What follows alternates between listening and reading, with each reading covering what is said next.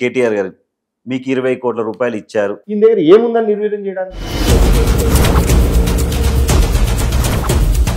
DSP party ధర్మ Samaj party, మీరు దానికి ఒక ట్యాగ్ లైన్ పెట్టారు డిఎస్పీ పార్టీ అంటే. అదే దోపిడీ సమాజ్ పార్టీ అని చెప్పి ఎందుకైనా అంతమంది పబ్లిక్ ని అంటేసుకుంది.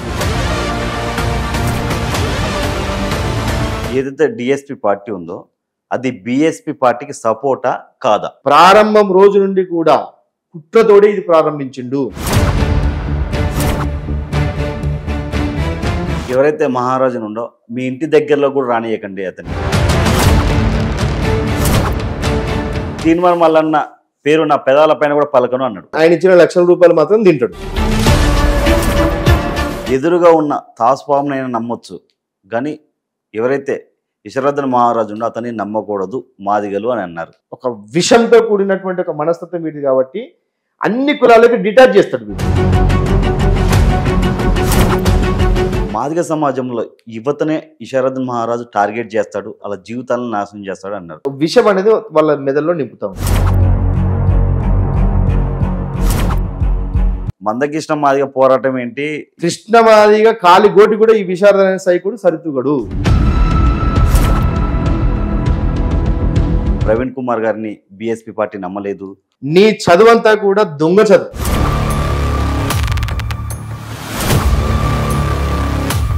ఎవరైతే మహారాజన్ ఉన్నాడో తన చీకటి భాగోతాన్ని కప్పుపుచ్చుకోవడానికి సొంత చెల్లెల జీవితాన్ని నాశనం చేశారన్నారు. ఏ తోడబుట్టిన చెల్లికి కూడా పట్టని గతి ఆమెకు బట్టి కర్త కర్మ క్రియ అన్నింటినీ సపోర్ట్ చేసి తన కన్న తల్లే. చూడండి సపోర్టా ప్రతి దానికి ఇతడు చేసే ప్రతి చీకటి వ్యవహారానికి కన్నతల్లి సపోర్ట్ చేస్తుంది. Welcome to our channel. నేను మీ వెంకట్. ఈరోజు మనతో పాటు ఉన్న గెస్ట్, ఆయన అందరూ మీడియా సీన్ అని అంటారు. ఎవరైతే ఇప్పుడు విశ్వరథన్ మహారాజు ఉన్నాడో అతని దగ్గర అధికార ప్రతినిధి plus media coordinator, state coordinator. ఇప్పుడు విశ్వరథన్ మహారాజు మీద చాలా ఎలిగేషన్స్ వస్తున్నాయి, చీకటి బాగోతాలని చెప్పి చాలా మాట్లాడుతున్నారు. దీని గురించి మాట్లాడడానికి మనతో పాటు మీడియా సీన్ అని ఉన్నాడు. అన్న నమస్తే. నమస్తే అన్న. ఎలా ఉన్నారన్న? ఫైన్. అసలు బాగున్నా అన్న. విశ్వరథన్ మహారాజుకి మీకున్న సంబంధం ఏంటి అసలు? ఫస్ట్ ముందుగా చెప్పాలంటే మీ ఏదైతే భారతీయ టీవీ ప్రేక్షకులు ఉన్నారో మీ అందరికి కూడా పేరు ప్రతి ఒక్కరికి కూడా ధన్యవాదాలు చెప్తున్నాను నన్ను ఆహ్వానించినందుకు. ఎందుకంటే నాకు తెలిసి మీరు ఒక సామాజిక బాధ్యతతోటి నన్ను పిలిచారని చెప్పి నేను అనుకుంటున్నాను.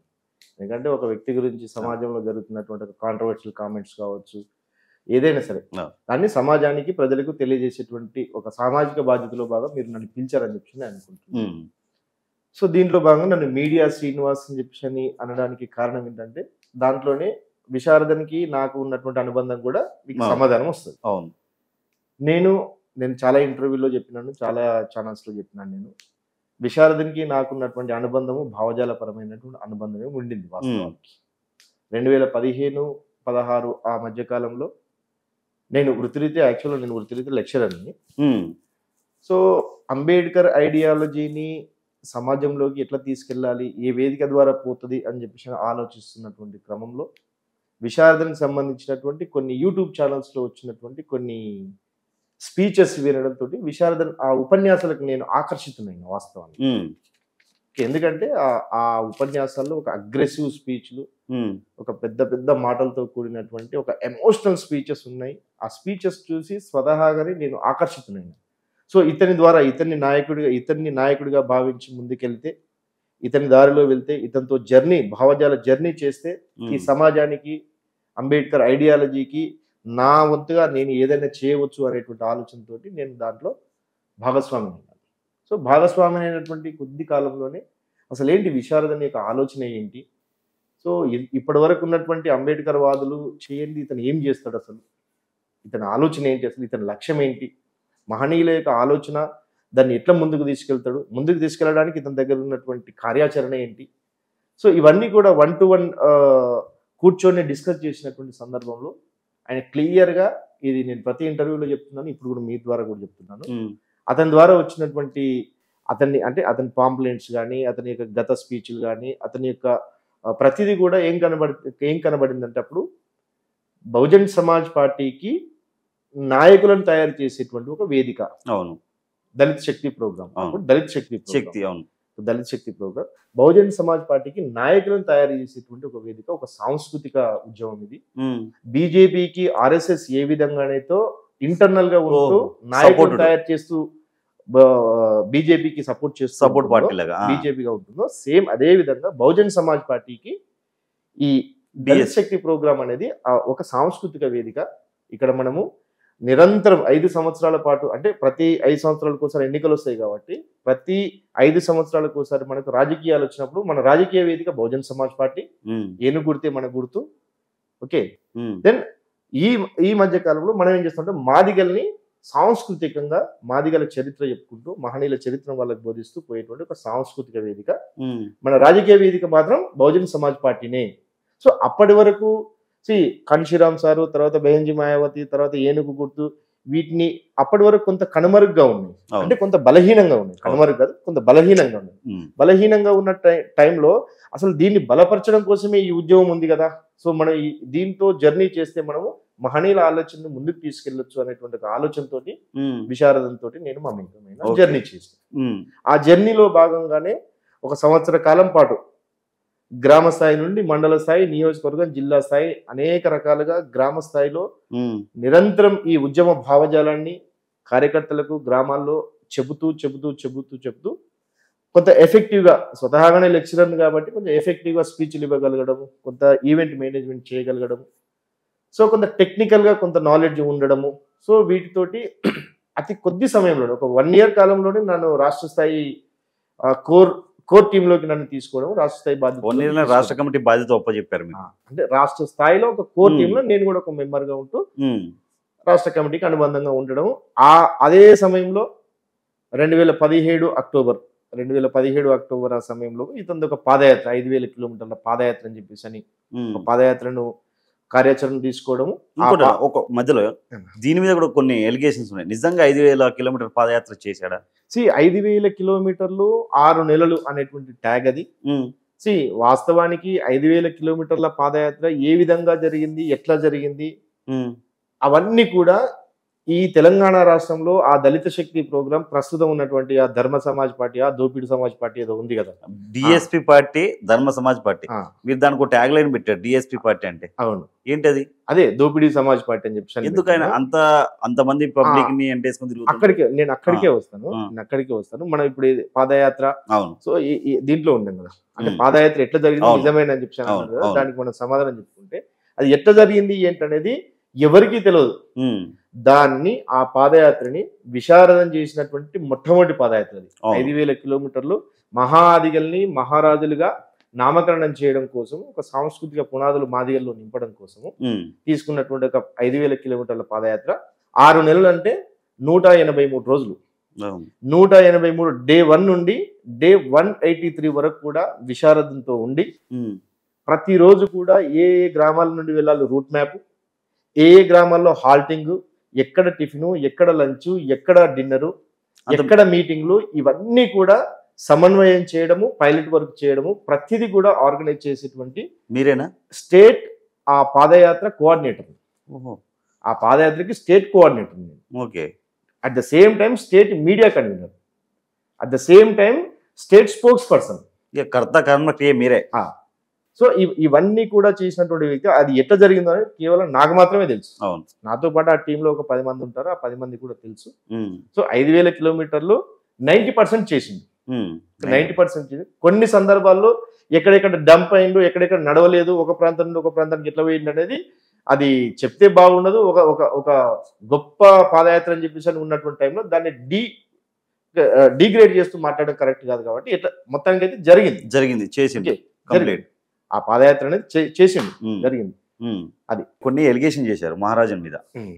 మాదిగా ఉద్యోగస్తులారా, ఎవరైతే మహారాజన్ ఉండో మీ ఇంటి దగ్గరలో కూడా రానియకండి అతన్ని అని అన్నాడు. ఎందుకని అన్నారు అసలు మీరు? ఒకటి, నేను ఈ సందర్భంగా ఈ ప్రశ్నకి నేను సమాధానం ఏం చెప్పదలుచుకున్నానంటే, ఈ విశారదన ఉద్యమానికి విశారదం చేసినటువంటి ఈ ఉద్యమానికి ప్రధానంగా వెన్నెముక ఎవరంటే ఉద్యోగస్తులే. ఈ మాదిగ సమాజంలో ఉన్నటువంటి ఉద్యోగస్తులే. ఈ ఉద్యోగస్తుల వనరులతోటి కొనసాగుతూ, ఆ ఉద్యోగస్తుల వనరులతోనే తన మనుగడను కొనసాగించుకుంటూ ఉద్యమాన్ని నడుపుతా ఉన్నారు. ఈ క్రమంలో చాలా మంది ఉద్యోగులు దాదాపు కరోనా టైం వరకు, కరోనా తర్వాత కొంత తగ్గింది. కరోనా వరకు కూడా చాలా మంది ఉద్యోగస్తులు నెల నెల కాంట్రిబ్యూషన్ ఇస్తూ వనరులను సమకూర్చేటువంటి క్రమంలో ఎక్కడైతే తన ఆలోచన, ఎక్కడైతే ఇప్పుడు ఒక సగటు ఎంప్లాయీ ఏం చేస్తాడు, అరే అంబేద్కర్ ఆశయాలని ఎవరైతే ముందుకు తీసుకెళ్తారో ఆ ముందుకు తీసుకెళ్లేటువంటి వ్యక్తి తమ వంతుగా పే బ్యాక్ టు సొసైటీ అనేటువంటి బాబాసాహెబ్ చెప్పినటువంటి ఏదైతే ట్యాగ్ ఉందో దాన్ని ఆచరణలో పెట్టే క్రమంలో ఎవరు మంచి చేయడానికి, ఎవరు ముందు మంచి చేస్తున్నారని చెప్పి అనుకుంటారో వాళ్ళకి కొంత కాంట్రిబ్యూషన్ చేసేది అది ఆనవాయితీగా వస్తుంది, ప్రతి ఒక్కరు చేస్తూ ఉన్నారు. బట్ చేసేటువంటి క్రమంలో వాళ్ళు ఏం ఆశిస్తారు, ఐడియాలజీ బలోపేతం కావడం కోసము, ఆశయాలు ఆచరణలో నిలపడం కోసము అవుట్పుట్ను ఆశిస్తారు.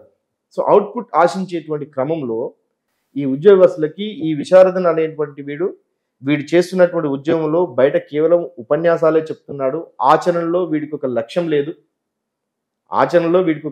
లేదు, కేవలం ఉపన్యాసాలు మాత్రమే అందంగా ఉపన్యాసాలు ఇస్తాడు, కానీ ఆచరణలో ఏమాత్రం అవుట్పుట్ లేదు, వీడితోటి ఏమీ కాదు, కేవలం వీడి మనుగడ కోసం మాత్రమే, వీడి స్వార్థం కోసం మాత్రమే, వీడికి గతంలో జరిగినటువంటి ఎంఆర్పిఎస్, గతంలో ఉన్నటువంటి బహుజన్ సమాజ్ పార్టీలో జరిగినటువంటి భంగపాటు ఏదైతే ఉందో అక్కడ బహిష్కరణలకు ఏ విధంగా అయితే గురైందో అక్కడ ఏమాత్రం ముఖానికి చెల్లుబాటు లేదు కాబట్టి ఒక సొంత కుంపటి పెట్టుకొని వచ్చింది మాత్రమే ఇతడు కేవలం ఆ పార్టీ మీద, ఆ వ్యక్తి మీద, అంటే ఎంఆర్పిఎస్ మందకృష్ణ మాదిగ గారి మీద ఉన్నటువంటి గ్రడ్జ్ తోటే నేనే నాయకుడిని. అసలు ఎంఆర్పిఎస్ పార్టీ అక్కడి నుంచి ఎందుకు సస్పెండ్ అయ్యాడు, ఎందుకు బహిష్కరించబడ్డాడు? అదే అంటే మనం ఒక్కొక్కటిగా మాట్లాడుకునే క్రమంలో ఇతడి యొక్క ఆలోచన మీరు పాయింట్అవుట్ చేసుకోవాలి, మీరు క్యాచ్ చేసుకోవాలి. అవును, ఎక్కడ చూసినా కూడా అంటే అక్కడ పుట్టగతులు లేవు, ఇక్కడ పుట్టగతులు లేవు, తన సొంత కుంపటి పెట్టుకుంటే తప్ప ఎగ్జిస్టెన్స్ ఉండదు అనేటువంటి క్రమంలో సొంత ఎజెండాతోటి స్వలాభం కోసము తన ఎజెండాను ముందేసుకొని పోతూ ఉన్నాడు. ఈ క్రమంలో ఇతడు సొంత ఎజెండా కోసం పనిచేస్తా ఉన్నాడు. మహనీయులకు ఏమాత్రం ఒరిగేది లేదు, సమాజానికి ఏమాత్రం ఒరిగేది లేదు. ఇతడి వల్ల వేస్ట్ అనుకున్నటువంటి ఉద్యోగస్తులు ఇతనితో డిటాచ్ అయిపోతారు. అట్ ద సేమ్ టైం ఇతడు, నేను మళ్ళొక ఒక బలమైనటువంటి స్టేట్మెంట్ చేస్తున్నాను, ఇతడు టార్గెట్ ఏంటంటే ఇద్దరు ఎంప్లాయీస్ ఉన్నటువంటి భార్యాభర్తలు ఎంప్లాయీస్ ఉన్నటువంటి ఉద్యోగస్తులను టార్గెట్ చేస్తారు.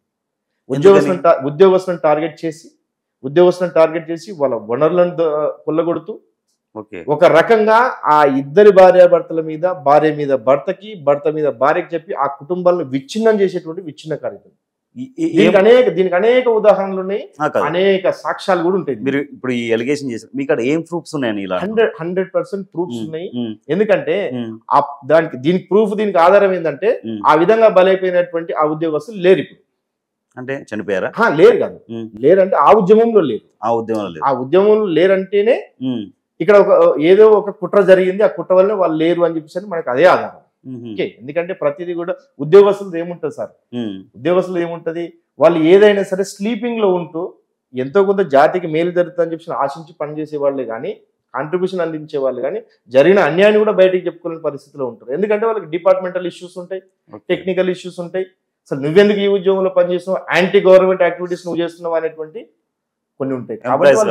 ఎంప్లాయీస్ కాబట్టి బయటకు చెప్పు. అదే ఇతడి బలం, వాళ్ళ బలహీనత అదే, వీడి బలహీనత బలమైద్ది. అది సో దీనికి ఏంటి ప్రూఫ్, ఏ ఎంప్లాయీస్ చెప్పు అని చెప్పి అంటే దానికి సమాధానాలు ఉండవు. ఎందుకు ఉండవు అంటే ఎంప్లాయీస్ కు కొన్ని రెస్ట్రిక్షన్స్ ఉంటాయి, కొన్ని పరిమితులు ఉంటాయి, లిమిటేషన్స్ ఉంటాయి. ఆ లిమిటేషన్స్ అనుగుణంగా వాళ్ళు బయటకు రాలేదు, చెప్పలేదు.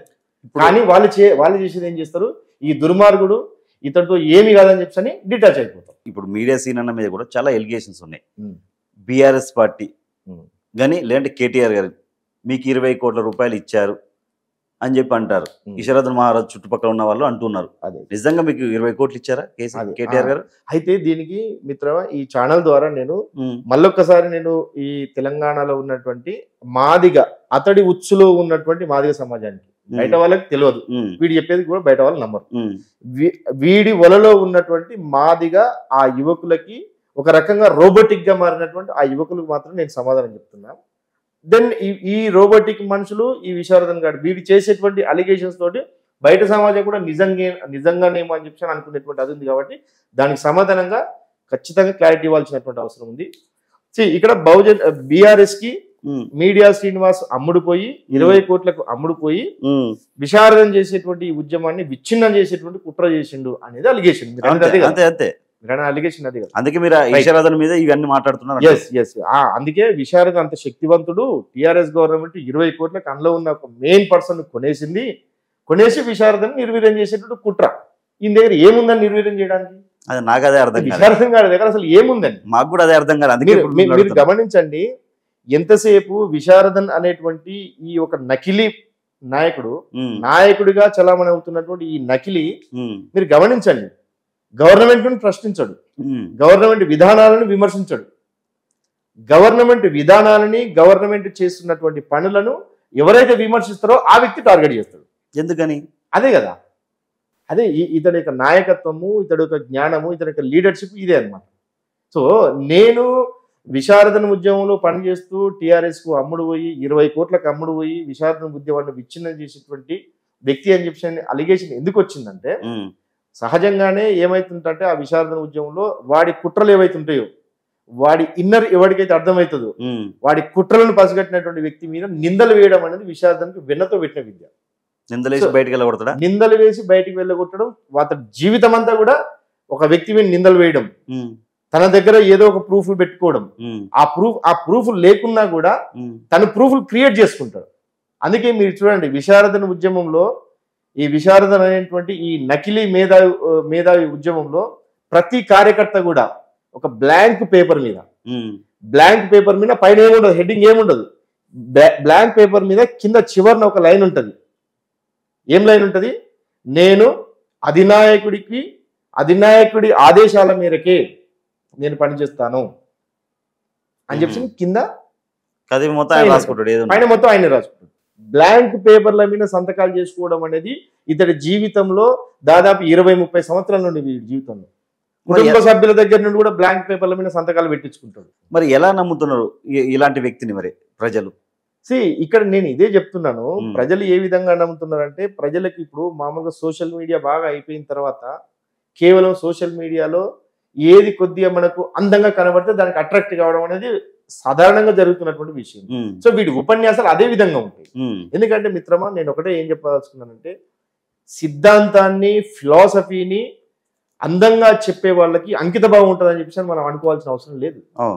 ఎందుకంటే చెబుతున్న ప్రతి విషయాన్ని ఆచరణలో వాడు పెడతాడు అని చెప్పేసి అనుకోవాల్సినటువంటి భ్రమలోకి వెళ్ళాల్సినటువంటి అవసరం లేదు. చెప్పొచ్చు ఫిలాసఫీని తనకు నచ్చినటువంటి వేలో అందంగా బయటకు చెప్పొద్దని, ఆచరణలో ఏ విధంగా ఉందనేది మనం ఒక సగటు వ్యక్తిగా మనం ఆలోచించాలి. సో ఇక్కడ మీరు ఇంతకుముందు టీఆర్ఎస్ గవర్నమెంట్ కు 10 కోట్లకు అమ్ముడు 20 కోట్లకు అమ్ముడు పోయింది అనేటువంటి విషయాన్ని మనం కట్ చేసుకున్నాం అక్కడ. సో దీనికి ఒక 5 నిమిషాల్లోనే ఒక ఫుల్ క్లారిటీ తీసుకొచ్చేటువంటి ప్రయత్నం చేస్తాను. ఎప్పుడైతే నేను విశారదంతో తనతో జర్నీ చేసేటువంటి క్రమంలో తన యొక్క కుట్రలు, తన యొక్క ఆలోచన, తను కార్యకర్తలను ప్రతి 2-3 సంవత్సరాలకు ఒకసారి ఎవరిపైన ఒకరిపైన ఒక జిల్లాలో ఉన్నటువంటి ముఖ్య నాయకులపైన ఎలిగేషన్స్ తీసుకొచ్చి అతను బయటికి వెళ్ళేలాగా చేసేటువంటి క్రమము, అంటే ఈ కుట్రలన్నీ కూడా నేను పసిగట్టడము. అట్ ద సేమ్ టైం ఇతడి ఉద్యమంలో ఉన్నటువంటి ఆర్థిక పరమైనటువంటి లొసుగులు ఏవైతే ఉన్నాయో ఆ లొసుగులన్నీ కూడా దగ్గరుండి గమనిస్తూ ఉండడము. సో ఇతడు బహుజన్ సమాజ్ పార్టీకి ఇది ఒక సాంస్కృతిక వేదిక, బహుజన్ సమాజ్ పార్టీకి నాయకులను తయారు చేసేటువంటి ఒక వేదిక అని చెప్పి చెప్పుకుంటూ, బహుజన్ సమాజ్ పార్టీని బలపరచడం కోసమే ఈ ఉద్యమాన్ని చెప్పుకుంటూ, కానీ అంతర్గతంగా బహుజన్ సమాజ్ పార్టీని బలహీనం చేసేటువంటి కుట్రతో ఉన్నాడు అనే విషయాన్ని పసిగట్టినటువంటి ప్రతి కార్యకర్త, ప్రతి నాయకుడు కూడా ఇతన్ని విభేదిస్తారు. అందులో నేను కూడా నేను మొదటి వాడిని కాదు, చివరి వాడిని కూడా కాదు. నాకంటే ముందు ఎంతో మంది ఈ విధంగా విభేదించారు, వెళ్ళిపోయినరు. సో నేను అదే కోలుకున్నాను, భవిష్యత్తులో కూడా ఎంతో మంది విభేదిస్తారు తెలిసిన తర్వాత. సో ఈ విధంగా విభేదించినటువంటి సమయంలో నన్ను ఇతడి విషయాలన్నీ కూడా గమనించినటువంటి వ్యక్తిగా ఇతడి కుట్రను పసిగట్టినట్టు, ఇతడి కుట్రను నేను పసిగట్టినటువంటి విషయం అతనికి అర్థమైపోయింది. సో అర్థమైపోయింది కాబట్టి స్వతహాగా అతనికి ఉన్నటువంటి లక్షణం ఏంటి? నింద వేయాలి, ఏదో ఒక నింద వేయాలి. సో ఈ నింద వేసేటువంటి క్రమంలో ప్రధానంగా వీడు ఏం చేస్తాడంటే, మహిళలతోటి ఇల్లీగల్ ఎఫ్ఐఆర్లు ఉన్నాయని చెప్పేసి ఒక ఎలిగేషన్ చేసే ప్రయత్నం చేస్తాడు ఎవరిపైన. అసలు మహిళలతోటి అక్రమ సంబంధాలు పెట్టుకునేది వీడు. మహిళల పట్ల అతనే చాలా మంది మహిళల నెంబర్లు, ఫోన్ నెంబర్లు కూడా తీసుకొని మహిళలతోటి అసభ్యంగా, మహిళలతోటి అక్రమ సంబంధాలు పెట్టుకోవడం అసలు వీడు చేస్తాడు. కానీ వీడు ఏం చేస్తాడు? అతడు చేసేటువంటి తప్పునే వేరే వాళ్ళకి అంటగట్టి నిందలేసేటువంటి ప్రయత్నం చేసి బయటికి వెళ్ళేలాగా ప్రయత్నం చేస్తాడు. అట్ ద సేమ్ టైం ఆర్థిక పరంగా ఇతడు అనేక అక్రమాలు చేస్తూ ఈ కార్యకర్తలు అక్రమాలు చేస్తున్నారని చెప్పేసి అని అతను వాళ్ళపైన నిందలేసి బయటికి వెళ్ళగొట్టే ప్రయత్నం చేస్తారు. అట్ ద సేమ్ టైం పని చేయట్లేదు, బాధ్యతలో ఉండి పని చేయట్లేదు అని చెప్పేసి ఇలా ఏదో ఒక నింద వేసి బయటికి వెళ్ళగొట్టేటువంటి ప్రయత్నం చేస్తూ ఉంటాడు. ఈ 3 ప్రయత్నాలు నా పైన చేసింది, కానీ దేంట్లో సక్సెస్ కాలేదు. సీనన్న, మాదిగ సమాజంలో యువతనే ఇషారుద్దీన్ మహారాజు టార్గెట్ చేస్తాడు, అలా జీవితాలను నాశనం చేస్తాడు అన్నారు. 20 సంవత్సరాలు 30 సంవత్సరాల వయసు గల వ్యక్తులను ఎందుకు, అసలు ఏం ప్రూఫ్స్ ఉన్నాయి, అసలు ఏంది మీరు చేసిన? ప్రధానంగా నేనేం చెప్పదలుచుకుంటానంటే, విశారదన్ ఉద్యమంలో మీరు చూడండి, యంగ్ ఏజ్ మీరు అన్నట్టు 22 నుండి 30-31 ఈ ఏజ్ గ్రూప్ లో ఉన్నటువంటి వాళ్ళే ఉంటారు.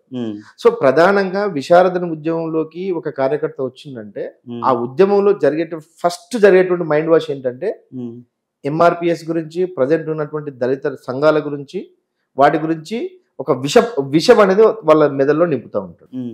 ఓకే, దీంట్లో ఉన్నటువంటి కుట్ర ఏంటంటే ఈ మాదిగలకి, దళితవాదానికి, ఈ అంబేద్కర్ వాదానికి నేను మాత్రమే నాయకుడిని, నా పేరు రావాలి, ఇంకెవరికి రావద్దు పేరు. సో ఈ విధంగా మాదిగలకి నేనే ప్రతీకని, నేనే సింబాలిక్ అనేటువంటి ఈ కుట్రలో ఆ వచ్చినటువంటి ఆ మాదిగ యూత్, ఇక్కడ నేను ఏం చెప్తున్నా, విశారదన్ ఉద్యమము, విశారదన్ లక్ష్యము మొత్తం కూడా కేవలం మాదిగ సమాజం మాత్రమే. వేరే కులాలు ఇతను పట్టించుకో, ఇతను నమ్మయి కూడా, ఇతనికి క్యారెక్టర్ కావచ్చు, ఆలోచన కాబట్టి నమ్మయి. సో ఈ మాదిగ యూత్ ని టార్గెట్ చేసి ఈ మాదిగ యూత్ ని, ఎందుకంటే తన ఎగ్జిస్టెన్స్ అనేది అక్కడ ఎంఆర్పిఎస్ లో లేకుండా పోయింది, బిఎస్పిలో లేకుండా పోయింది. సో తనకు తానుగా ఒక సొంత కుంపటిని పెట్టుకొని దీంట్లో తను నాయకుడుగా ఎగ్జిస్ట్ కావాలంటే ఈ సమాజాన్ని కొంత కల్లిబొల్లి కథలు చెప్పుకుంటూ తన వైపు తిప్పుకుంటూ తన ఎగ్జిస్టెన్స్ కోసం వాడుకోవాలి. వాడుకోవాలంటే వాళ్ళని ఇక్కడే ఉండేటట్టు చేయాలి, ఇక్కడ వాళ్ళని స్టాప్ చేయాలి, ఎటు వెళ్ళొద్దు.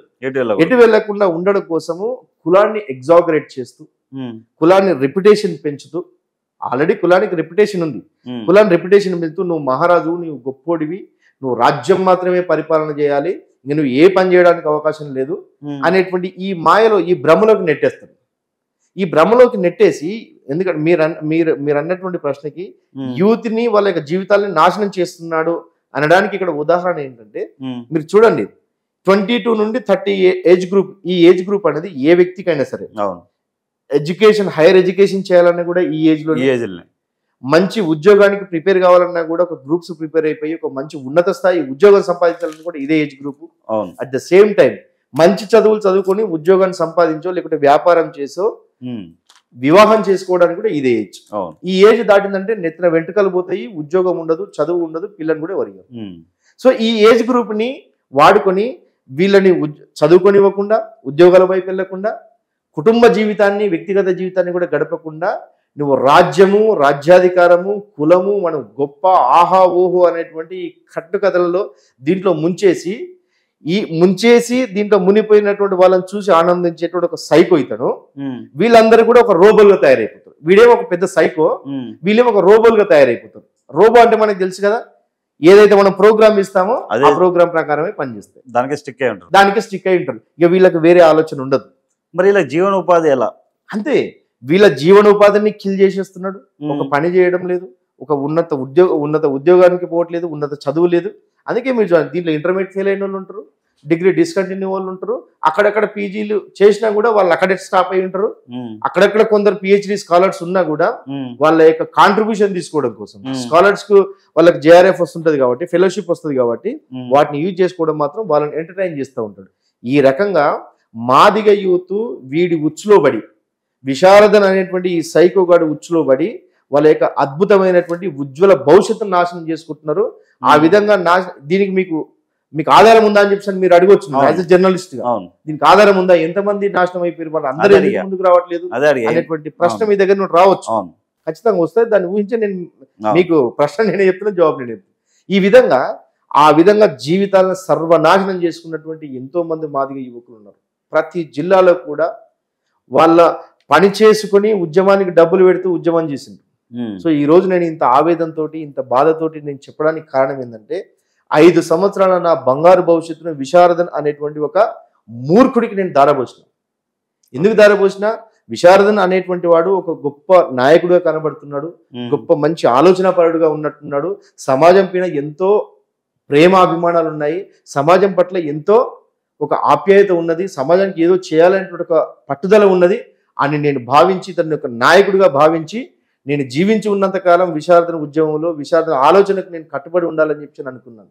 కానీ ఇతడు ఒక నయవంచకుడని, ఇతడు ఒక లోభి అని, ఒక ఎదుటి వ్యక్తి, ఒక కార్యకర్త కూడా తన దగ్గర ఉన్నటువంటి కార్యకర్త కూడా మంచిగా ఎదుగుతూ ఉంటే, మంచిగా మాట్లాడుతూ ఉంటే, మంచిగా ఒక జ్ఞానపరంగా కొంత అప్డేటెడ్గా ఉంటే అతను చూసి ఓడ్చుకోలేని ఒక దగుల్బాజీ, ఒక లోబి అని చెప్పి తెలిసిన తర్వాత నాలాంటి ఎంతో మంది బయటికి వెళ్ళిపోయారు ప్రతి జిల్లాలో కూడా.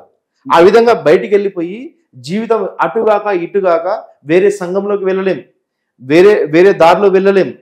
సో ఎక్కడా వెళ్ళలేక మళ్ళీ ఏదైతే బహుజన్ సమాజ్ పార్టీకి పనిచేస్తున్నాం అని చెప్పి ఈ మాయలో ఉన్నామో మళ్ళీ ఆ బహుజన్ సమాజ్ పార్టీలోకి అనివార్యంగా వెళ్తాము.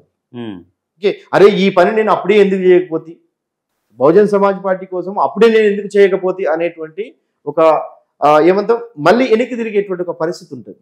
సో అప్పుడు మనం చేయడానికి ఏముండదు. సో ఈ విధంగా అనేక మంది విద్యావంతులు, మాదిగ విద్యావంతులు అనేక ప్రాంతాల్లో జీవితాలను నాశనం చేసుకుని మళ్ళీ వాళ్ళ దారిలో వాళ్ళు వెళ్తూ వాళ్ళు ఎకనామికల్గా ఎగ్జిస్ట్ అవుతూ బహుజన్ సమాజ్ పార్టీకి ఇక్కడ నుండి వెళ్ళిన వాళ్ళు ఖచ్చితంగా వాళ్ళ బహుజన్ సమాజ్ పార్టీలో ఇప్పుడు ప్రస్తుతం ఉన్నారు. మీరు మహారాజుని గురించి మీరు ఇలాంటి ఎలిగేషన్ చెప్తున్నారు. మహారాజుని అయితే దశాబ్ద కాలం నుంచి పోరాటం చేస్తున్నాడు, మాదిగల జీవితంలో ఎలుగు నింపాలని చెప్పి నేను పోరాటం చేస్తున్నాను అని చెప్పి ఆయన చెప్తున్నారు. ఏంటి మీరు బయటకు వచ్చినందుకు ఆయన మీద ఇలాంటి ఎలిగేషన్ చేస్తున్నారా?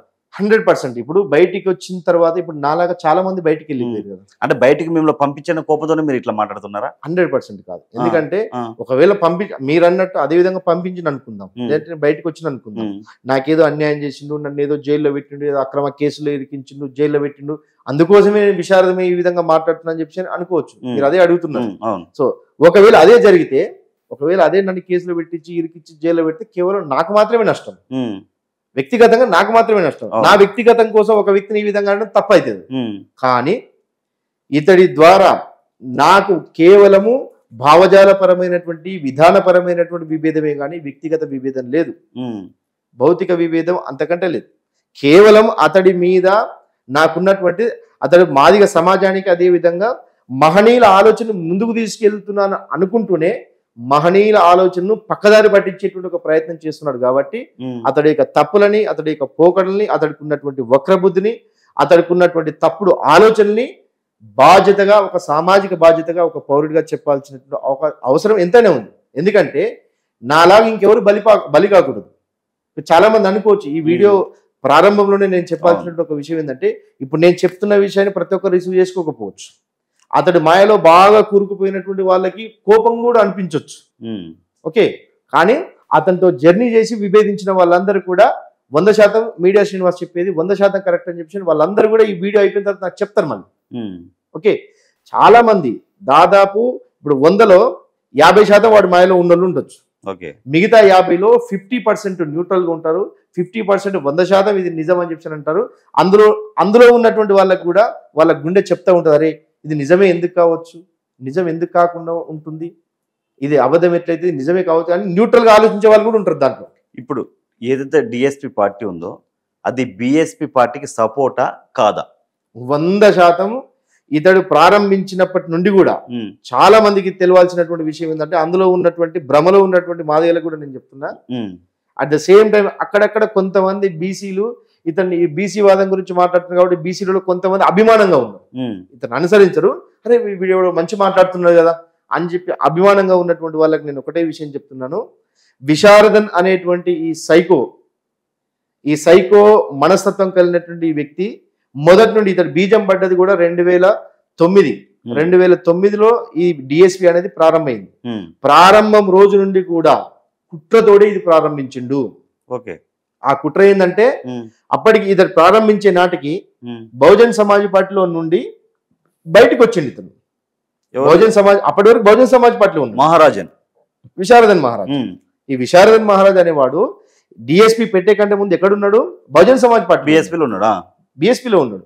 బిఎస్పీలో అక్కడ ఒక విచ్ఛిన్నకారిగా ఉంటూ అతను ఎంఆర్పిఎస్ లో ఉన్నప్పుడు విచ్ఛిన్నకారే, గుంపులుగా డివైడ్ చేయడం, విచ్ఛిన్నం చేయడం, ఎవడు పని చేయకుండా కూడా బహిష్కరణకు కూడా బహుజన్ సమాజ్ పార్టీలో కూడా బహిష్కరణకు గురైండు.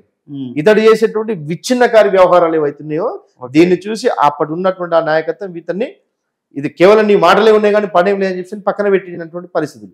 అప్పుడు బయటకు వచ్చి 2-3 సంవత్సరాల పాటు దాంట్లో ఉన్న వాళ్ళని బయటికి లాక్కొని, ఒకవేళ తను విచ్ఛిన్నకారని చెప్పి గుర్తించి తను బయటకు పంపించేసింది కదా, బయటికి పంపించిన కసితోటి ఏం చేసినా కూడా ఇతని నడవదు. ఎందుకంటే అప్పటికి మాదిగ సమాజం ఇతన్ని అది చేసింది, బహుజన సమాజ్ పార్టీలో ఉన్న వాళ్ళు ఇతన్ని అది చేశారు. ఇప్పుడు బయటికి వచ్చి నేను ఈ రెండింటికి వ్యతిరేకంగా ఏం చేసినా కూడా ఇతని ఎగ్జిస్టెన్స్ ఉండదు. కాబట్టి ఏం చేస్తూ ఉన్నాడంటే బహుజన్ సమాజ్ పార్టీ పేరు చెప్తూనే, కాన్షీరామ్ గారి పేరు చెప్తూనే, అంబేద్కర్ పేరు చెప్తూనే బహుజన్ సమాజ్ పార్టీకి ఒక అనుబంధ సంఘం, ఇది ఒక అనుబంధ సంఘం, డిఎస్పీ ఫర్ బిఎస్పీ.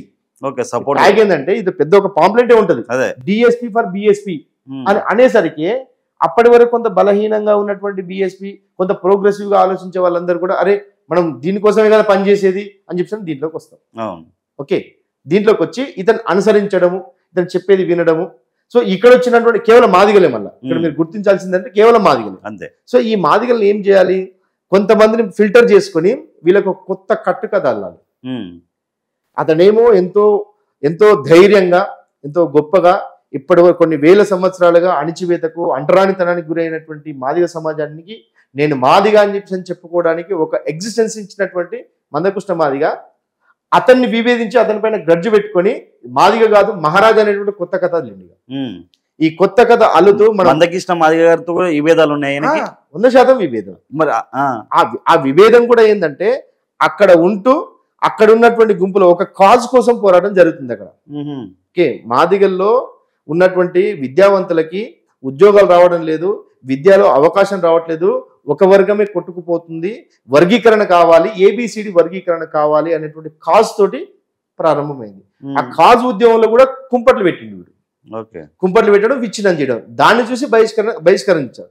బహిష్కరించిన తర్వాత మందకృష్ణ మాదిగ మీద ఉన్నటువంటి కేవలం ఒకే ఒక గ్రడ్జ్ తోటి నేను ఎట్టి పరిస్థితిలో కూడా మందకృష్ణ మాదిగని కనుమరుగు చేయాలి, నేనే మాదిగలకు ప్రతీకని కావాలి. మందకృష్ణ మాదిగ పోరాటం ఏంటి, ఎప్పుడు ఆయన కాలి గోటి కూడా సరిపోడు, కృష్ణ మాదిగ కాలి గోటి కూడా ఈ విశారదైన సైకుడు సరితూగడు.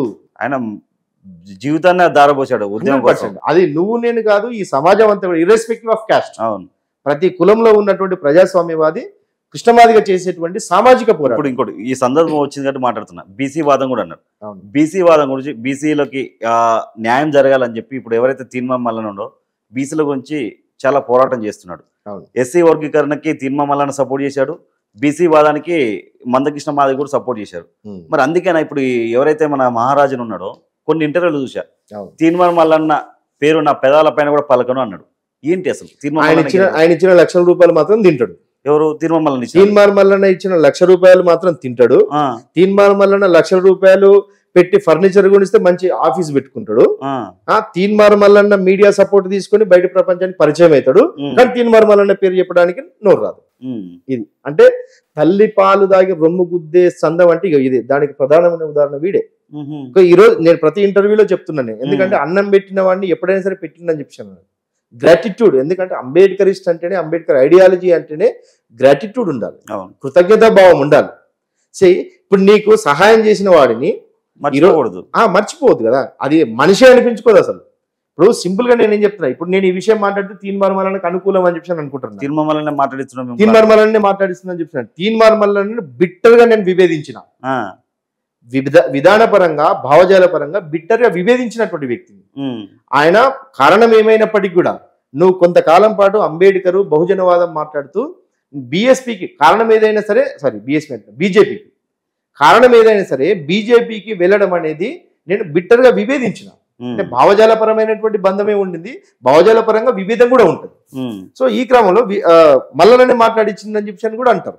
సో మల్లన్నని విభేదించినటువంటి వ్యక్తి. ఇప్పుడు మందకృష్ణ మాదిగ గారు కూడా ఒక సందర్భంలో అన్నాడు, అరే నువ్వు మా అల్లుడు రా, మాకు అన్న కాదు, మా తమ్ముడు కాదు, మా అల్లుడివి, మా ఇంటి పిల్లని చేసుకున్నావు అని చెప్పి కూడా అన్నాడు. ఒకరికొకరు సపోర్ట్ గా వెళ్తున్నారు. మరి ఈయనెందుకు ఇలా? ఇది మానవ సంబంధాలని మెయింటైన్ చేయడం అనేది నిజంగా ఒక ఆరోగ్యకరమైన వాతావరణం ఎప్పుడు కూడా సమాజంలో ఉండాలి. కానీ ఆ సమాజాన్ని విచ్ఛిన్నం చేసేటువంటి ఒక విచ్ఛిన్నకారుడు. ఎందుకంటే ఇప్పుడు తీన్మార్ మల్లన్న ఆ టాపిక్ తీసారు కాబట్టి చెప్పాల్సినటువంటి విషయం ఉంది. తీన్మార్ మల్లన్న అనేటువంటి వ్యక్తి, నేను ప్రతి ఇంటర్వ్యూలో చెప్తున్నా, ఒక అప్డేట్ నాలెడ్జ్ తో ఉంటూ, కొంత అడ్వాన్స్ గా ఉంటూ, జరుగుతున్నటువంటి పరిణామాలను ఈజీగా క్యాచ్ చేస్తూ దాన్ని ఎట్లా ప్రజా ఉపయోగం కోసం మనం దానికి కృషి చేయాలని చెప్పి ఆలోచించేటువంటి వ్యక్తిగా, అప్పుడు విశారదన్ అనేటువంటి వాడు ఫేస్బుక్ లో, అంటే నా ద్వారా ఫేస్బుక్ లో ఇతని ముఖం కనబడుతూ ఇతని పాదయాత్రకు లైవ్ల ద్వారా వెళ్తూ ఉన్న టైంలో మీరు చూపించిన ఫేస్ అది నేను చూపించినటువంటి ఫేసే. అప్పటి వరకు వీడి ఫేస్ తెలియదు వాస్తవానికి, ఏదో స్పీచ్లు ఇస్తారని చెప్పి అన్నారు కానీ వీడి ఫేస్ తెలియదు. దానికి ఏమనుకుంటారు, ప్రచారానికి నోచుకోలేదు, ప్రచారం మాకు పని లేదని చెప్పి అంటాడు. మరి ఈ రోజు ఎందుకు నీకు ఆ ప్రచారం? సో ఈ విధంగా అది చూస్తూ విశారదన్ని అరే వీడేదో చేస్తున్నాడు, ఏదో పాదయాత్ర నడుస్తుంది 5,000 కిలోమీటర్లంట అని చెప్పేసి దాన్ని ఒక ఎక్స్ట్రీమ్ గా ఉండేసరికి మల్లన్న అది చూసి అరే ఇదేందో ఉంది అని చెప్పేసి పాదయాత్రలకు రావడము, కలవడము. అదే టైంలో నాకు ఈ విశారదన్ అనేవాడు మల్లన్న నాకు అటాచ్ చేసిండు, పరిచయం చేసిండు. ఎందుకు పరిచయం చేసిండు, నాకు ఎందుకు అటాచ్ చేసిండు, నేను ఆ ఉద్యమానికి సంబంధించిన ఆ పాదయాత్రకు సంబంధించిన మీడియా వ్యవహారాలు చూసే వ్యక్తి కాబట్టి ఈ మీడియాలో ఎక్స్ట్రీమ్ గా ఉన్నటువంటి వ్యక్తి కాబట్టి నాకు పరిచయం చేసి అది చేసింది. దెన్ ఈ ఉద్యమం గురించి మల్లన్నకి నేను మొత్తం వివరిస్తూ ఉండడం, అందులో భాగంగా ఇతడు దీంట్లో జర్నీ చేయడము. దానికి తోడుగా మల్లన్న గారి సతీమణి ఒక మాదిగ సామాజిక వర్గానికి చెందినటువంటి వ్యక్తి కాబట్టి మాదిగల కోసం ఏదో కొంత ఉపయోగం ఉంటదేమో అనేటువంటి ఒక సామాజిక బాధ్యతతోటి దీంట్లో మమేకమైండు, జర్నీ చేసిండు. నీతో జర్నీ చేసినంత మాత్రాన నిన్ను కాపీ కొట్టిందని చెప్పి అనుకోవడం అనేది ఎంత దౌర్భాగ్యమైన పరిస్థితితో చూడు. ఏమంటాడంటే ఒక ఇంటర్వ్యూ, రెడ్డిల ఓట్లు మాకు వద్దు అని తీర్మానం అన్నాడు, మాకు బీసీల ఓట్లు మాకు చాలంటే దాన్ని ఏమంటాడు, ఫస్ట్ మాట్లాడేది నేను రెడ్డిల ఓట్లు అనేది నాదే కాపీ కొట్టిండు తీర్మానం అంటాడు. ఇక్కడ కాపీ కొట్టడానికి వీడి ముఖం ఎవరికి తెలియనప్పుడే వీడికి ఏది సామాజికంగా ఒక సమాజంలో ఒక ఎగ్జిస్టెన్స్ ఒక గుర్తింపు లేనప్పుడే ఈయన అప్పటికే మీడియా రంగంలో ఒక గుర్తింపు ఉన్నటువంటి ఒక ప్రభావశీలమైనటువంటి వ్యక్తి. ప్రతి ఒక్కరికి తెలుసు. V6 తీన్మార్ వార్తలు అంటేనే ప్రతిరోజు కూడా 9 గంటలకు అక్కడ వెయిట్ చేసేవాడు. అప్పుడు వీడికి ఏమీ లేదు. అట్లాంటి వ్యక్తి నిన్ను కాపీ కొట్టి నన్ను కాపీ కొట్టడం ఏంది, ప్రతి ఒక్కరు కూడా మహనీయులను కాపీ కొట్టడం, మహనీయుల ఆలోచనని కాపీ కొట్టడం, దాన్ని మనం తీసుకొని ఇంప్లిమెంట్ చేసేదానికి కృషి చేయాలి మనకు చేతనైతే.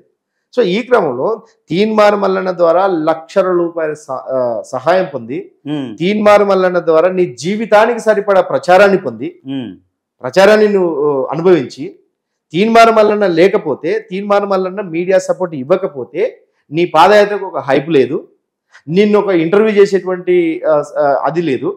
ఆయన సహాయంతో అనేక మీడియా కంపెనీలు, అనేక మీడియా సంస్థలు ఇతన్ని ఇంటర్వ్యూ చేయడం కొంచెం ఎక్స్ట్రీమ్గా చేయడం, అరే మంచి చేస్తున్నాడు కదా ఇతన్ని కొంచెం సమాజం చూపిద్దాం అనేటువంటి బాధ్యత ఆయన చేసింది. ఆ టైంలోనే కదా నువ్వు బయటకు వచ్చింది, నీకు జీవం పోసింది కదా. మరి అదే జీవం పోసి సపోర్ట్ చేసిన మల్లన్నని ఎందుకు మల్లన్న మీద ఇష్టం తప్పుతున్నాడు? ఇక్కడ ప్రధానమైనటువంటి పాయింట్ను మీరు అర్థం చేసుకోవాలి, ప్రతి ఒక్కరు కూడా అర్థం చేసుకోవాలి. ఇక్కడ మీరు బాగా ఆలోచించండి. ఈ చరిత్ర అంతా కూడా ఎట్లా ఉంటుందంటే, ఈ మనువాద సమాజంలో ఈ దేశంలో ఈ దేశవ్యాప్తంగా మొత్తం కూడా బీసీలు 100కి 80% ఉంటారు, 80-85% ఉంటారు. బీసీలు గనక చైతన్యం అయితే, బీసీలకు గనక రాజకీయంగా సోయి వస్తే, రాజకీయంగా ఒక చైతన్యం వస్తే ఈ దేశంలో బీసీలు తప్ప ఇంకెవరు రాజ్యాధికారంలో ఉండేటువంటి పరిస్థితి ఉండదు. కాబట్టి ఎప్పటికప్పుడు ఈ బ్రాహ్మణీయ భావజాలంతో ఉన్నటువంటి ఈ బీజేపీ, ఆర్ఎస్ఎస్ ఇవి ఏం చేస్తుంటాయి, ఎప్పటికప్పుడు కూడా బీసీలు కలవకుండా చేస్తాయి. బీసీలను కలవకుండా ఒక కుట్ర జరుగుతూ ఉంటుంది. ఎప్పుడు దూరంగా ఉంచడం, ఎప్పుడు దూరంగా ఉంచాలి, విడిపోయే ఉండాలి. వీళ్ళు కలిస్తే మాత్రం డేంజర్, కలిస్తే డేంజర్.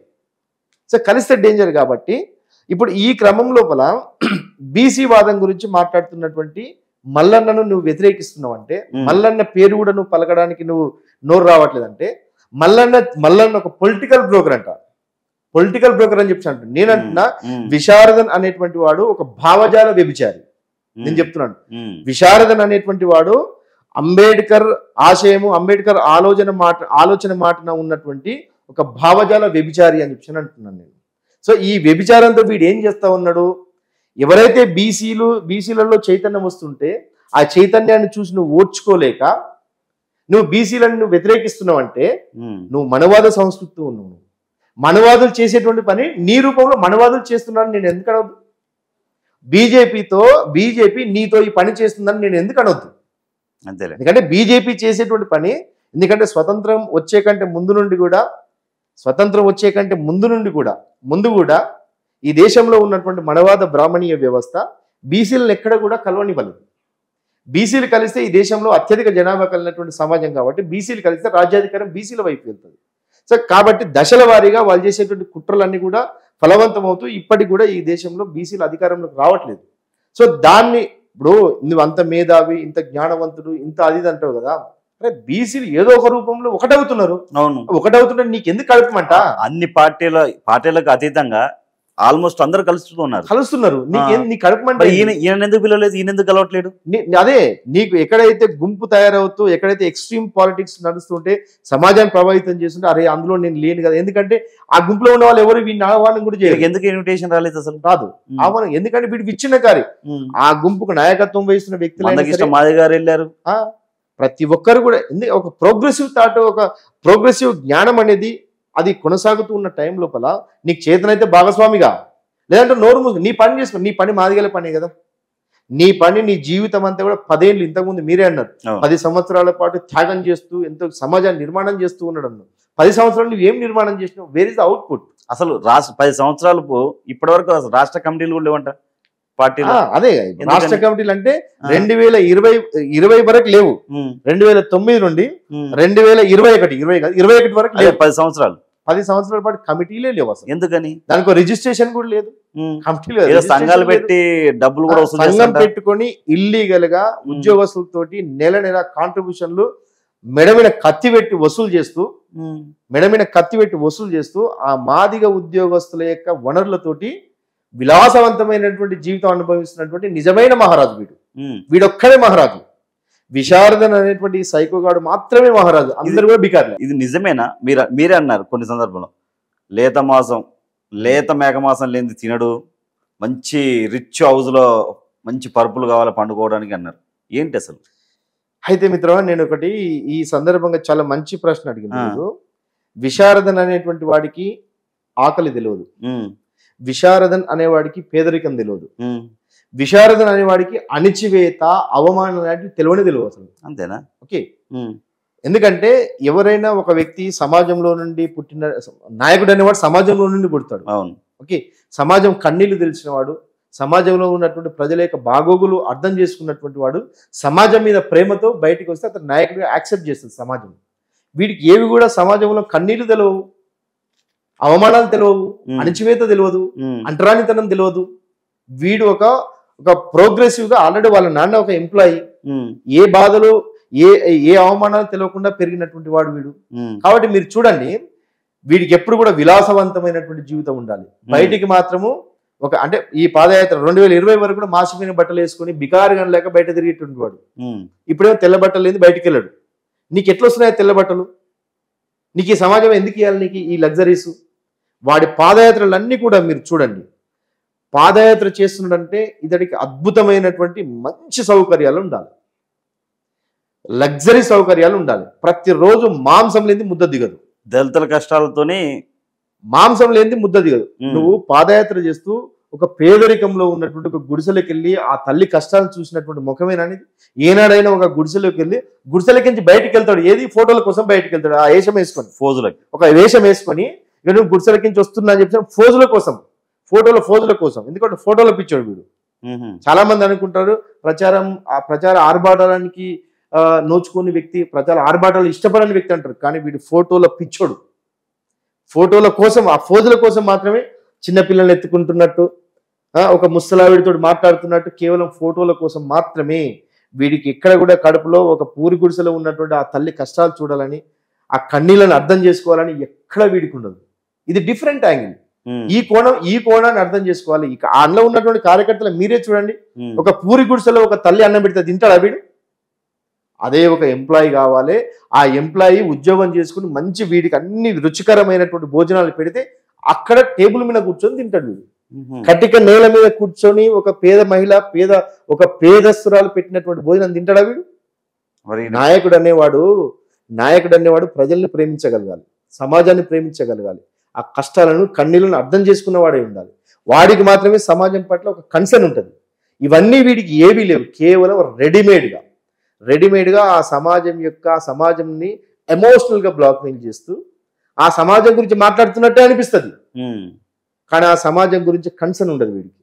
సమాజం కన్నీళ్ళు వీడికి తెలియకుండా ఒక రెడీమేడ్గా ఉంటే ఆ సమాజంతో వచ్చే వనరుల ద్వారా లగ్జరీలు అనుభవిస్తూ ఉన్నాడు. సో ఈ క్రమంలో మీరు పాదయాత్ర గురించి పాదయాత్రలో వీడి పాదయాత్రలన్నీ కూడా కేవలం లగ్జరీల కోసమే, టైం పాస్ కోసమే.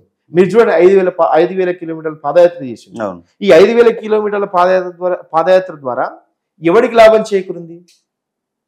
ఎవరికి లాభం చేకూరింది చెప్పండి. ఎందుకంటే ఈ 5,000 కిలోమీటర్ల పాదయాత్రలో తను చెప్పిందంతా కూడా ఏంటి? సాంస్కృతిక పునాదులు మాదీయులకు నేర్పుతున్నా అంటారు. అవును.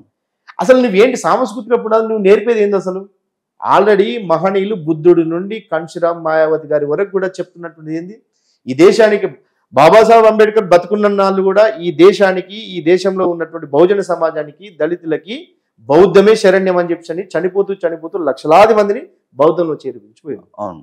కన్షిరామ్ గారు బతుకున్న నాళ్ళు బౌద్ధాన్ని మనం బలపరుచుకోవాలి, నిలుపుకోవాలని చెప్పి అన్నాడు. నువ్వు ఏనాడన్నా బౌద్ధం గురించి మాట్లాడతావా? నువ్వు నీ సాంస్కృతిక పునాదులు అంటే మనకు ఒక ఆల్టర్నేటివ్ కల్చర్ ఏంది? బౌద్ధమే కదా. నువ్వు బౌద్ధాన్ని నువ్వు ఎక్కడన్నా మాట్లాడతావా? సంత్ రవిదాసుని తీసుకొని వచ్చు. నువ్వు సంత్ రవిదాసు వారణాసి వెళ్ళి కూడా నువ్వు సంత్ రవిదాసు మనస్ఫూర్తిగా నువ్వు మననం చేసుకునేటువంటి ఒక మనసు కాదు నీది. మెకానికల్ గా వీడు అనడమే కానీ ఆచరించాడు, అనడమే కానీ ఆచరించాడు. అందరినీ కడాలేసుకోమంటాడు, వీడు కడం వేసుకోడు.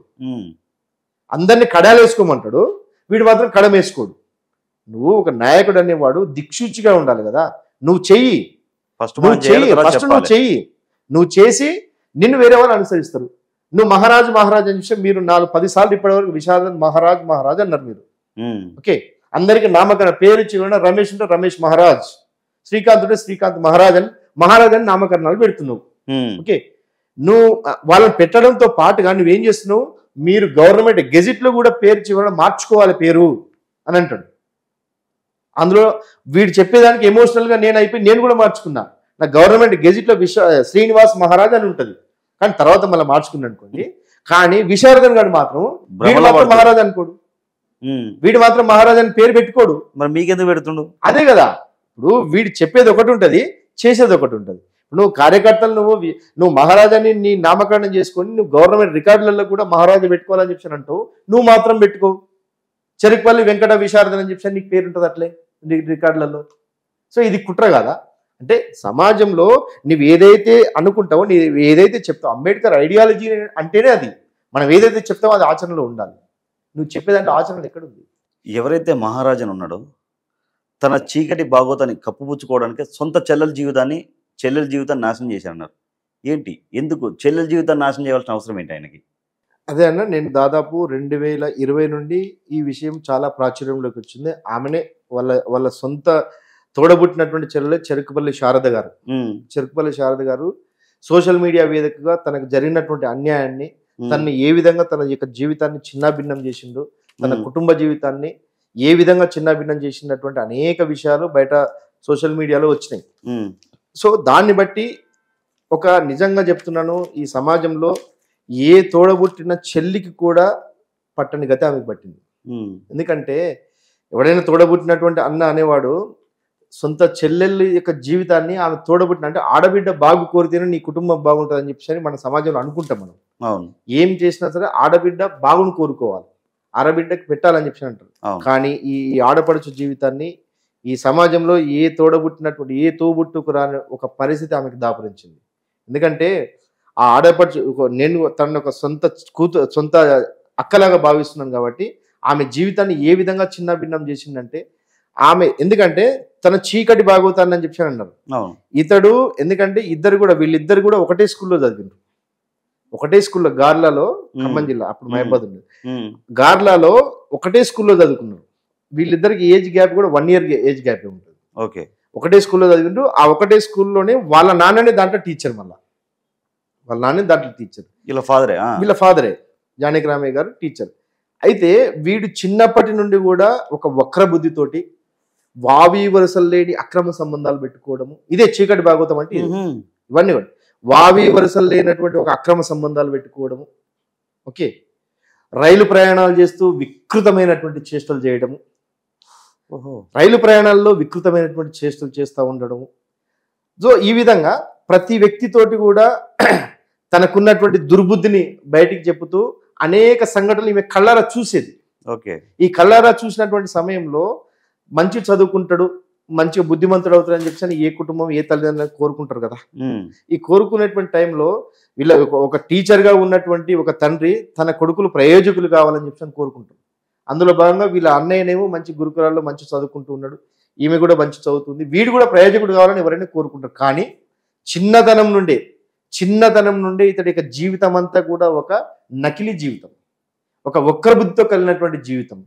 ఈ వక్ర బుద్ధితో కలిగినటువంటి జీవితంలో ఉన్నటువంటి ప్రతి సంఘటన కూడా ఈమె కళ్ళారా చూస్తూ ఉండడము, అవి చూస్తూ నిలువరిస్తూ ఉండడము. ఆ నిలువరించేటువంటి క్రమంలో తన చీకటి భాగవతాన్ని, తన వక్ర బుద్ధిని, తన యొక్క అలవాట్లని, తన యొక్క తప్పుడు పనులని తల్లిదండ్రులకు చెప్పుతుంది అనేటువంటి ఒక కుట్రతోటి ఈమె పైన నిందలు వేసి ఆమె జీవితాన్ని చిన్నభిన్నం చేసింది. ఒక్కసారి ఆలోచించండి.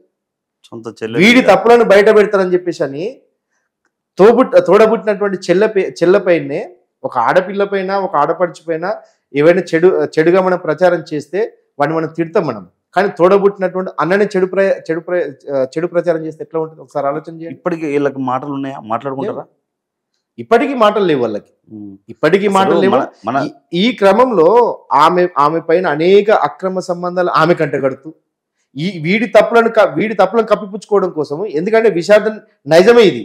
వీడి తప్పులను ఎవరైతే చెప్తారని చెప్పేసి అనుకుంటారో అతనిపైన ముందు నిందేస్తాడు, అలా బలి చేసేస్తాడు. సో ఆ విధంగా బలి అయినటువంటి మొదటి వ్యక్తి. ఇప్పుడు మన ఇంట్లో వాళ్ళని ఎవరైనా ఒక మాట అంటే మన రక్తం మరుగుతుంది. అలాంటిది సొంత చెల్లెలు నిందలు ఎలా నిందలేస్తాడు. సో ఈ విధంగా నిందలేస్తూ తన మ్యారేజ్ అయిన తర్వాత కూడా తన కుటుంబ జీవితంలో వీడు ఎంటర్ అయిపోయి, ఆ కుటుంబంలో కూడా తన చెల్లి గురించే బావకి చెల్లి అట్లా ఇట్లా అని చెప్పి అనేక రకాలుగా పోర్ట్రేట్ చేసి చెప్పడము, ఆ విధంగా వాళ్ళ కుటుంబాన్ని చిన్నాభిన్నం చేయడము. కుటుంబం చిన్నాభిన్నం చేయడంతో పాటు ఈ నిజాలని వీడు నా జీవితాన్ని ఈ విధంగా నాశనం చేసిందని చెప్పి అని ఎక్కడికి సమాజంలోకి వచ్చినా కూడా సమాజంలో ఎవరు ఆమె మాట నమ్మకుండా ఆమెను ఒక వేశ్యలాగా క్రియేట్ చేసి, ఆమెను ఒక చెడు క్యారెక్టర్ లాగా క్రియేట్ చేసి, కార్యకర్తలు, ఆ ఉద్యమంలో ఉన్న కార్యకర్తలు వీడి గురించి ఆ అక్క బయటకు వచ్చి చెప్తూ ఉంటే, బయటకు వచ్చి చెప్పినటువంటి క్రమంలో ఈ నిజాలు, ఆమె చెప్పేవన్నీ కూడా నిజాలు, ఆ నిజాలు బయట సమాజం స్వీకరించకుండా నమ్మకుండా ఉండడం కోసము ఆ కార్యకర్తలతోటే ఒక గుంపుగా తయారు చేసి ఒక ఎగ్జిక్యూటివ్ మీటింగ్ పెట్టి దాంట్లోనే ఆమె క్యారెక్టర్ ఇగో ఇది, ఆమెను మీరు ఈ విధంగా మీరు ప్రచారం చేయండి, సొంత చెల్లె గురించి తన క్యాడర్కి ఈ విధంగా చెడుగా ప్రచారం చేయండి అని చెప్పి మరీ చేయించి ఈరోజు ఆమెను ఒక వేషలాగా క్రియేట్ చేసింది. అసలు ఈ మహారాజానికి ఫ్యామిలీ ఉన్నదా? ఫ్యామిలీ ఉన్నది కానీ ఎవరు వీడితో ఉండరు. ఎందుకని? ఫ్యామిలీ ఉండాలి కదా. ఫ్యామిలీ వీడి లక్షణాలు, వీడి ఆలోచనలు, వీడి వక్ర బుద్ధులు, వీడి మూర్ఖపు ఆలోచనలు చూసి ఫ్యామిలీ మెంబర్స్ లో ఎవరు ఉండరు. ఇంకొక బలమైనటువంటి స్టేట్మెంట్ చెప్తున్నాను, ఇతడు చేసేటువంటి చీకటి భాగవతాలకి, ఇతడు చేసేటువంటి తప్పుడు వ్యవహారాలకి, ఇతడు చేసేటువంటి దగుల్బాజీ వ్యవహారాలన్నింటి కూడా ప్రత్యక్ష సాక్షి, కర్త, కర్మక్రియ అన్నింటినీ సపోర్ట్ చేసి తన కన్నతల్లే. చూడండి సపోర్టా? ప్రతి దానికి ఇతడు చేసే ప్రతి చీకటి వ్యవహారానికి కన్నతల్లి సపోర్ట్ చేస్తుంది. సొంత కూతుర్ని ఇలా చేసినప్పుడు ఎలా సపోర్ట్ చేస్తుంది? అసలు సొంత కూతుర్ని కూడా ఈ విధంగా ప్రచారం చేస్తుండని చెప్పి ఒక్కనాడు కూడా అరే ఏం మాట్లాడుతున్నావురా దుర్మార్గుడు అని చెప్పి కన్నతల్లి పాత్రను పోషించినటువంటి తల్లి కదా. ఎందుకంటే ఆ తల్లిని కూడా బందీ చేసి పడేసిండు. 10 సంవత్సరాల పాటు తల్లిని తండ్రితో మాట్లాడకుండా, తండ్రి తల్లితో మాట్లాడకుండా చేసిండు వీడు. సో చీకటి భాగవతాలంటే ఇవే. సో వీటన్నింటికి నువ్వు ఆధారం చూపి అని చెప్పి నన్ను అన్నావు అనుకో, విశ్లేషణనే ఆధారం. వీటన్నింటి కూడా కట్టుకథలు వీడి కట్టుకథలు అందంగా అల్లి బయట సమాజాన్ని ఒప్పిస్తాడు. కానీ ఇవన్నీ కట్టుకథలు కావు. మీరు ఒకటే మిత్రమా, నేనేమంటున్నా, ఖమ్మం గుదిమల్లకి వెళ్ళండి. మీరు వీళ్ళ సొంత ఊరు ఖమ్మం రూరల్ మండలం గుదిమల్ల గ్రామానికి వెళ్ళండి. ఖమ్మంకి వెళ్ళి ఒక్క వ్యక్తిని, ఒక అంబేద్కర్ రైట్ని ఒక 10 సంవత్సరాలు 15 సంవత్సరాల కింద ఇతడితో పనిచేసినటువంటి ఎంతో మంది ఉన్నారు అక్కడ. జీవితాలను మొత్తం బలి చేసుకొని ఏమీ లేకుండా బికార్లుగా అయినటువంటి వాళ్ళు చాలా మంది ఉన్నారు. వాళ్ళ పేర్లు కూడా నేను చెప్పగలను. వాళ్ళ పేరు గులాబ్ సింగ్ అనేటువంటి ఒక వ్యక్తిని మీరు ఈ వీడియో చూసిన వాళ్ళు కూడా ఖమ్మంలో గులాబ్ సింగ్ అనేటువంటి వ్యక్తిని కదిలించండి, వీని భాగవతం అంతా బయట పెడతాడు. ఇప్పుడు నేను ఎందుకు చెప్తున్నా ఇవన్నీ కూడా ఇతడు నాకు చేసినటువంటి ఏదైతే కుట్ర ఉందో, నా పైన చేసిన కుట్ర ఏందో, ఈ కుట్రను ఛేదించడం, అరే నేను బలైపోయినా ఇంకొకటి బలి కాకూడదు అని చెప్పేసి వీడి జీవితం ఏంటి, వీడి కథ అంతా ఏంది అని మొత్తం కూడా తెలుసుకున్నా. గులాబ్ సింగ్ అనేటువంటి ఒక వ్యక్తిని కదిలించండి, మీరు ఖమ్మంలో ఉంటాడు, ఈ కథ అంతా కూడా బయటపడుతుంది. నేనే ఇప్పుడు ఖమ్మం జిల్లా వాసి కదా, ఖమ్మంలో వెళ్తే వీడి కథ అంతా కూడా బయట పెడతారు. ఎవరైతే మహారాజు ఉన్నాడో ఒక మాట అన్నాడు, ఎంఐఎంతో హైదరాబాద్ తుర్క రాజ్యం వస్తుంది అన్నాడు. ఏంటి అసలు దీని వెనక కారణం? అయితే మీరు ఒకటి బాగా చూడండి మిత్రమా, వాడి స్పీచ్లు, వాడి మాటలన్నీ కూడా ఒక వెట్టకారంగా ఉంటాయి. మన గురించి మంచిగానే మాట్లాడుతూ ఉంటుంది, మనల్ని మొత్తం అవమానిస్తూ ఉంటాడు. తుర్క రాజ్యం ఏంది? తుర్క రాజ్యం ముస్లిమ్స్ రాజ్యాధికారంలోకి వచ్చిందని చెప్పి హుందాగా అనొచ్చు కదా, హుందాగా అనొచ్చు కదా. అతడు ఆ వీడియోలో అన్నది ఏంటంటే, అంటే ఇక్కడ మీరు గమనించండి, తెలంగాణలో హైదరాబాద్ లో ఎంఐఎం పార్టీ ద్వారా తుర్క రాజ్యం వచ్చింది. రోడ్డు పైన తోపుడు బండి మీద అరటి పండ్లు అమ్ముకునేటువంటి తుర్కాయన ఆత్మగౌరవంతో ఉంటాడు, ఓటు నమ్ముకోడు. కానీ ఈ రాష్ట్రంలో ఉన్నటువంటి ఎస్సీలు, ఎస్టీలు, బీసీలు దళారులు, వీళ్ళు ఓటు అమ్ముకుంటారు, వీళ్ళు చెంచాలు అని చెప్పి అని అంటాడు. అంటే ఎంత అవమానకరమైనటువంటి మాట. ఎక్కడ కూడా ప్రజలు చెంచాలు, ప్రజలు మూర్ఖులు కాదు. ఇంటలెక్చువల్ పొలిటికల్ ఇంటలెక్చువల్స్ వాళ్ళు వాళ్ళ యొక్క స్వలాభాల కోసం ఈ ప్రజలు ఈ విధంగా తయారు చేస్తారు. స్వతహాగా వీళ్ళు ఏం అమ్ముడు పోరు. సో నువ్వు ఒక పెద్ద నాయకుడిగా, పెద్ద మేధావిగా, పెద్ద ఫిలాసఫర్గా నువ్వు మాట్లాడుతున్నావు కదా. సో దీంట్లో దాగినటువంటి కుట్రను ఒకసారి మనం గమనించాలి. ఇప్పుడు ముస్లిమ్స్ ఎవ్వరు కూడా ఓటు నమ్ముకోరు, వాళ్ళ ధర్మం కోసం, వాళ్ళ ఎంఐఎం పార్టీ కోసం ఓటేస్తారు, వాళ్ళు ఆత్మగౌరవంతో ఉంటారు. ఎస్సీ, ఎస్సీ, బీసీలకు ఆత్మగౌరవం లేదు అంటున్నావు. అరే దుర్మార్గుడా, అరే ఒక రాజకీయ అజ్ఞాని.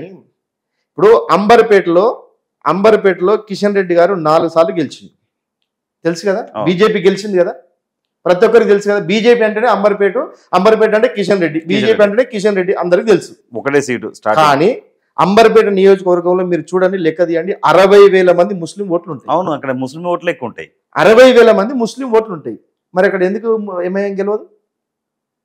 నీకు ఇంత రాజకీయ పరిజ్ఞానం ఉంది, నువ్వు రాజకీయంగా ఉద్దంటుడవు, విశ్లేషణ. ఒక్కొక్కడు అంటారు యూట్యూబ్ ఛానల్, ఒక్కొక్క వ్యక్తి అంటారు అద్భుతమైన విశ్లేషణ చేస్తాడు, రాజకీయంగా మంచి జ్ఞానం ఉన్నటువంటి వ్యక్తి, ఈ తెలంగాణ రాష్ట్రానికి ఆయనే పెద్ద మేధావి, ఇంకెవ్వరూ లేరు అని చెప్పి అంటాడు. నీ ఏం రాజకీయం రానిది? నీది ఏం విశ్లేషణ చెప్పు? స్వతహాగానే ఈ దేశంలో ఉన్నటువంటి ముస్లిమ్స్ సెక్యులర్ ముస్లిమ్స్. వాళ్ళు ఈ సెక్యులర్ ముస్లిమ్స్ మత ఛాందసవాదంతో ఉండరు ముస్లిమ్స్.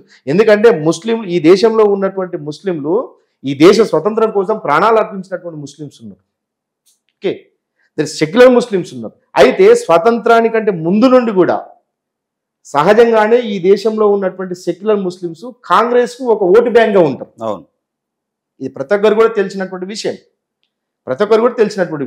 ఈ కాంగ్రెస్ కు ఓటు బ్యాంక్ గా ఉన్నటువంటి ఈ సెక్యులర్ ముస్లింలని ఈ దేశంలో ఉన్నటువంటి దాదాపు స్వతంత్ర ఉద్యమ కాలంలో స్వతంత్ర ఉద్యమం కోసం పోరాటం చేయని ఆర్ఎస్ఎస్ ఏదైతే ఉందో, అట్ ద సేమ్ టైం ఈ దేశానికి స్వతంత్రం వచ్చిన తర్వాత కూడా 70వ దశకం వరకు కూడా ఈ దేశ జాతీయ పతాకాన్ని కూడా స్వీకరించని, ఆమోదించని ఆర్ఎస్ఎస్ నిరంతరం ఏం చేస్తూ ఉంటాయి? సమాజాన్ని విచ్ఛిన్నం చేసేటువంటి కుట్రనే చేస్తుంది. ఎవరైతే మహారాజన్ ఉన్నాడో ఆర్ఎస్ ప్రవీణ్ కుమార్ గారి గురించి కూడా మాట్లాడాడు. ప్రవీణ్ కుమార్ గారిని బీఎస్పీ పార్టీ నమ్మలేదు, మన మాదిగలు నమ్మలేదు, ఎవరైతే దళితులు నమ్మలేదు, ఎప్పుడు ఆయన నమ్మారు, నేనే గొప్ప అన్నట్టు ఒక ఇంటర్వ్యూలో చెప్పాడు. మరి ఏమంటారు? ఆర్ఎస్ ప్రవీణ్ కుమార్ గారి కంటే గొప్ప మహారాజన్? ఆర్ఎస్ ప్రవీణ్ కుమార్ ఇప్పుడు ఆయన గొప్పనా ఈయన గొప్పనా అనే కంటే, ఇప్పుడు ఒక దళిత సమాజం నుండి వచ్చి ఒక యూపీఎస్సి, ఒక దేశం స్థాయిలో ఒక యూపీఎస్సిలో ఒక ఐఏఎస్ అయిపోయి దేశానికి సేవ చేసేటువంటి ఒక పని చేసినటువంటి క్రమంలో ఆయనకి అసలు పోలికి లేదు అసలు. ఎందుకంటే ఆయన ఉన్నత చదువులు చదివి ఒక ఉద్యోగాన్ని సంపాదించి ఒక పబ్లిక్ డొమైన్ లో ఉంటూ పబ్లిక్ సర్వెంట్ గా ఉన్నాడు. ఓకే, ఉన్నత చదువులు చదివి మరి ఆయనతో నీకేంటి పోలిక అసలు? ఇప్పుడు మీరు అన్నట్టే ఒక ఇంటర్వ్యూ చెప్తున్నాడు, ఐఏఎస్ ఏంటో ఐఏఎస్, ఐపీఎస్ ఏంటో ఐపీఎస్, బ్రహ్మ పదార్థం అది, నేను 100 సార్లు పాస్ అవుతాను చెప్పి అన్నాడు. అరే దుర్మార్గుడా, నీకు దమ్ముంటే నేను ఈ ఛానల్ ద్వారా నేను నిన్ను ప్రశ్నిస్తున్నాను, నీకు నేను సవాలు విసురుతున్నాను. నీ చదువంతా కూడా దొంగ చదువు. 10వ తరగతి వరకు నువ్వు కింద మీద పడుతూ 10వ తరగతి పాస్ అయినావు, తర్వాత ఐటీఐ చేసినావు, అది కూడా చూచిరాతలు. ఇంటర్మీడియట్ నువ్వు ఫెయిల్ అయిపోయినావు, ఒక వ్యక్తి దగ్గర రాయించినావు. తర్వాత నువ్వు డిగ్రీ కూడా నువ్వు ఏ విధంగా చేసినావు అనేది లా చేసిండు, దానికంటే నువ్వు లా చేసిండు, లా కూడా చూచిరాత లానే. డిగ్రీ నువ్వు ఫస్ట్ ఇయర్లో 2 సబ్జెక్టు ఫెయిల్ అయినావు, సెకండ్ ఇయర్లో 1 సబ్జెక్ట్ ఫెయిల్ అయినావు, ఫైనల్ ఇయర్లో అన్ని సబ్జెక్టులు పోయినావు. నువ్వు ఒక ప్రొఫెసర్ని పట్టుకొని నువ్వు డిగ్రీ వేరే వాళ్ళతో రాయించి నువ్వు పాస్ అయినావు. ఇది నీ చదువు. నీ చదువు అంతా కూడా ఒక దొంగ చదువే నీ చదువు అంతా కూడా. తర్వాత నీ యొక్క పీజీ చేసినావు, అది డిస్టెన్స్ పీజీ చేసినావు. నీ పిహెచ్డి మొత్తం కూడా ఒక బోగస్ పిహెచ్డి నీది. నీ పిహెచ్డి మొత్తం కూడా నువ్వు రాయలేదు. నేను కన్షురామ్ మీద నేను పరిశోధన చేసినా అని చెప్పేసి అంటావు. చెమాలో ఏది యూపీలో చమార్ల స్థితిగతులు ఏంటి అనే ఒక టాపిక్ మీద నీ పిహెచ్డి చేసిన 100 మంది చేసారు దాని మీద. నీకు దమ్ముంటే నీ పత్రాలన్నీ బయట పెట్టరా బయట చూస్తా. నీ ఎడ్యుకేషన్ పత్రాలన్నీ బయట పెట్టు. నేను ఈ వేదికగా చెప్తున్నాను, నీ పిహెచ్డి బోగస్ పిహెచ్డి. నువ్వు ఇలాంటిది నువ్వు డక్కి మొక్కిలు తినుకుంటూ, నువ్వు దొంగ చూసిరాతలు రాసుకుంటూ, వేరే వాళ్ళతో నువ్వు తీసి రాపిస్తూ నువ్వు పాస్ అయినట్టు నువ్వు చెప్రాసి ఉద్యోగాన్ని కూడా నువ్వు అర్హుడిగావు. చెప్రాసి ఉద్యోగం కూడా రాదు నీకు. అలాంటిది నీకు ఐఏఎస్ 100 సార్లు ఐపీఎస్ 100 సార్లు పాస్ అయిపోయిందని చెప్పి ఒక పబ్లిక్ సర్వెంట్ పట్టుకొని మాట్లాడుతున్నావు. ఈశ్వరధన్ మహారాజు మీద మీరు ఇన్ని ఎలిగేషన్స్ తీసుకొచ్చారు, మాట్లాడుతున్నారు. మీపై దాడి జరిగే అవకాశం ఏమైనా ఉందా? మీకు భయం లేదా? 100% అలాంటి ప్రయత్నాలు ఒక రోబో గుంపుతోటి, సైకోల గుంపుతోటి చేయించే ప్రయత్నము చేస్తున్నాడు, భవిష్యత్తులో కూడా చేస్తాడు. దానికి నేను ఏం జంకను. వీడు చేసేది ఏంటంటే ఒకటి చేస్తాడు. కేవలం ఇతడి నిజాలన్నీ కూడా చాలా మంది ఏమనుకుంటారంటే నేను విమర్శ చేస్తున్నానని చెప్పి అనుకుంటారు. నేను విశారదన్ మీద విమర్శలు చేస్తున్నానని చెప్పి, విమర్శలు కావు నాయన, ఇవి వివరణలు. నేను వివరణ ఇచ్చే ప్రయత్నమే చేస్తున్నాను. విమర్శలు ఎంత మాత్రము కావు. ఓకే, ఇవన్నీ మీరు అర్థం చేసుకోవాలి. ఎందుకంటే విశారదను ఈ విధంగా మాట్లాడిన వ్యక్తి పైన నిందలు వేయడం సర్వసాధారణం. నా మీద అనేక నిందలు వేసే ప్రయత్నం చేసిండు, మూసుకున్నాడు. ఒక గుంపును తయారు చేసుకుని గుంపుతోటి అనేక విమర్శలు చేస్తుంటాడు, భౌతిక దాడులు చేయించే ప్రయత్నం చేస్తుంటాడు. కానీ వాటి ఏ మాత్రం కూడా వాటికి నేను భయపడను. ఎవరు ఈ విధంగా మాట్లాడితే మీకు కూడా కాల్స్ వస్తాయి, మిమ్మల్ని కూడా బెదిరింపులు చేసేటువంటి ప్రయత్నం చేపిస్తుంటాడు రోబోల ద్వారా. అవన్నీ కూడా నీటి బుడగలు లాంటివి, నన్ను ఏం బీకలేదు. ఎదురుగా ఉన్న తాస్పామునైనా నమ్మొచ్చు, కానీ ఎవరైతే ఈశ్వరధన్ మహారాజు ఉండో అతన్ని నమ్మకూడదు మాదిగలు అని అన్నారు. అవును, అంత డేంజరా తాస్పాము? 100% ఇది తన మీటింగ్లలో 2020 వరకు ఒక విషంతో కూడినటువంటి ఒక మనస్తత్వం వీడిది. కాబట్టి అన్ని కులాలకి డిటాచ్ చేస్తాడు వీడు. ఈ ఒక మాల కులమే కాదు, అన్ని కులాలకి డిటాచ్ చేస్తాడు. మీరు చూడండి, మందకృష్ణ మాది గారు తన యొక్క ఉద్యమం ద్వారా, తన యొక్క సామాజిక పోరాటాల ద్వారా ఒక గ్రామంలో, ఒక విలేజ్లో ఉన్నటువంటి అన్ని కులాలు కలిసేలాగా, అన్ని కులాలతో మాదిగలు కలిసేలాగా ఒక యాక్సెస్ని క్రియేట్ చేసిండు తన యొక్క సామాజిక పోరాటాల ద్వారా. ఎందుకంటే ఆయన పోరాటం ఒక మాదిగల కోసం కాదు. సో ఆ విధంగా ఉన్నటువంటి వీడేం చెప్తాడు, మహారాజుల కాలనీ అంటూ, నేనే గొప్ప అంటూ, మహారాజుల నామకరణం అంటూ విలేజ్లో ఒక డివైడేషన్ తీసుకొచ్చిండు. మీరే ఒక అప్పిచ్చుటోడు అప్పిస్తున్నాడు తెలుసా ఊర్లో, మీరే మహారాజులే, మీకు మేమేమి ఇస్తాం అనేటువంటి పరిస్థితి వచ్చింది. ఈ విధంగా సమాజంలో ఒక విచ్ఛిన్నం చేసేటువంటి ఒక ప్రయత్నం చేస్తూ ఉన్నాడు.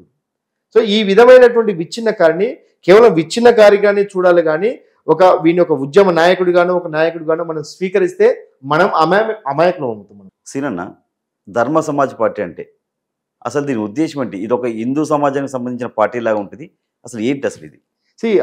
చాలా మంచి ప్రశ్న అడిగారు మీరు. ధర్మ సమాజ్, వీడు బుద్ధుడి నుండి అశోకుడు ఈ విధంగా మహనీయుల పరంపరను కొనసాగించేటువంటి ఒక వేదికగా చెప్పుకునేటువంటి ఈ వ్యక్తి, అసలు ఇతడు పెట్టినటువంటి పార్టీలోనే ఒక భావజాల లోపం ఉంది, ఒక సిద్ధాంత లోపం. సైద్ధాంతికంగా ఒక లోపభీష్టమైనటువంటి పేరుని ఎంచుకున్నాడు. హడావుడిగా పెట్టినటువంటి పేరు, రాజకీయమైన యాంగిల్ లేదు కాబట్టి హడావుడిగా పెట్టినటువంటి పేరు కాబట్టి ఆ డిఎస్పీ ఏదైతుందో దాన్నే కూర్పు చేసే ప్రయత్నం చేసిండు. అక్కడ లటక్కన కింద పడిపోయింది. అసలు ధర్మ సమాజ్ పార్టీ అనేటువంటి పేరులోని పెద్ద లోపం ఉన్నది. చాలా మంది ఇంటర్వ్యూలలో అతను గొప్ప మేధావిగా మీరు భావిస్తున్నారు. మీ ఇంటర్వ్యూలో వచ్చినప్పుడు మీ పార్టీకి ఉన్నటువంటి అర్థం ఏంది అని ఒకసారి అడగండి మీరు. ధర్మ సమాజ్ పార్టీ అంటే ధర్మ అంటేనే అది ఒక విఘాతము, ఒక ప్రతిఘాత పదం. అది ఓకే, ఇతడు బౌద్ధాన్ని కొనసాగించేటువంటి, బౌద్ధ విలువలతో కూడినటువంటి ఒక వ్యవస్థను కొనసాగిస్తున్నటువంటి చెప్పుకునేటువంటి వ్యక్తి. అసలు బౌద్ధంలో ధర్మ అనే పదమే లేదు, బౌద్ధ ఫిలాసఫీలో ధర్మ అనే పదమే లేదు. ఇక్కడ దమ్మ అనేటువంటి పదం ఉంటుంది. దమ్మకి ధర్మకి రెండు కూడా వ్యతిరేక ధృవాలు. దానికి దీనికి పూర్తి వ్యతిరేకం. సో నువ్వు ఈ పూర్తి వ్యతిరేకమైనటువంటి భావజాలాన్ని ముందుకు తీసుకెళ్లేటువంటి వ్యక్తివి. అసలు నువ్వు ఈ సమాజాన్ని, మహనీయుల ఆలోచన నువ్వు ఎట్లా ముందుకు తీసుకెళ్తావు? నిన్ను ఎట్లా నమ్మాలి? నీ పార్టీ పేరులోనే లోపం ఉన్నది. అక్కడే తెలిసిపోతుంది నీ ఒక మనువాద ఏజెంట్ అని. థ్యాంక్ యూ అన్న. Thank you very much. ఒక సామాజిక బాధ్యతతోటి మీరు చేసినటువంటి ఈ ఇంటర్వ్యూని ప్రతి ఒక్కరు కూడా సహృదయంతో అర్థం చేసుకోవాలని మీ భారతీ టీవీ వేదిక ద్వారా ప్రతి ఒక్కరిని కూడా నేను కోరుతూ ఉన్నా. ఎవరైతే మీడియా సీనన్న ఉన్నాడో ఈశ్వరధన్ మహారాజు గురించి, చీకటి భాగవతాల గురించి, సొంత చెల్లెల్ని, తల్లిదండ్రులను కూడా తన సొంత లాభం కోసం జీవితాలను నాశనం చేశారని చెప్తున్నారు. Thank you so much.